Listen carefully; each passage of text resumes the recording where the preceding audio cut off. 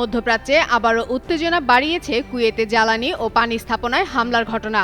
একের পর এক হামলার পর এসব ঘটনার দায় নিয়ে পরস্পরকে দোষারোপ করছে ইরান ও ইসরায়েল, যা পরিস্থিতিকে আরও সংবেদনশীল করে তুলেছে।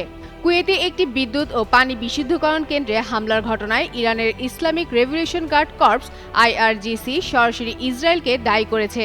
সংস্থাটির জনসংযোগ বিভাগের এক বিবৃতিতে বলা হয়, বেসামরিক অবকাঠামোতে এই হামলা অপ্রথাগত ও অবৈধ এবং এটি ইসরায়েলের নিজ মানসিকতার পরিচয় বহন করে।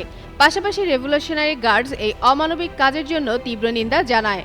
বিবৃতিতে আরও বলা হয়, এই অঞ্চলে অবস্থিত মার্কিন সামরিক ঘাঁটি এবং অধিকৃত ফিলিস্তিনি ভূখণ্ডে ইসরায়েলের সামরিক ও নিরাপত্তা স্থাপনাগুলো এখন তাদের লক্ষ্যবস্তুর তালিকায় রয়েছে।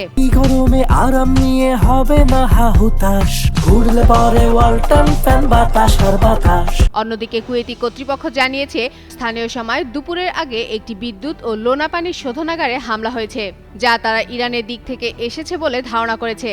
তবে ক্ষয়ক্ষতির সঠিক পরিমাণ এখনও জানা যায়নি। এর আগে একই দিনে কুয়েতের বৃহৎ তেল শোধনাগার মিনা আল আহমাদিতে ড্রোন হামলায় আগুন লাগে। রাষ্ট্রীয় সংবাদ মাধ্যম কুনা জানিয়েছে, এই হামলার ফলে শোধনাগারে বেশ কয়েকটি অপারেশনাল ইউনিটে অগ্নিকাণ্ডের সৃষ্টি হয়, যদিও এসব হামলার দায় ইসরায়েলকে দিচ্ছে ইরান।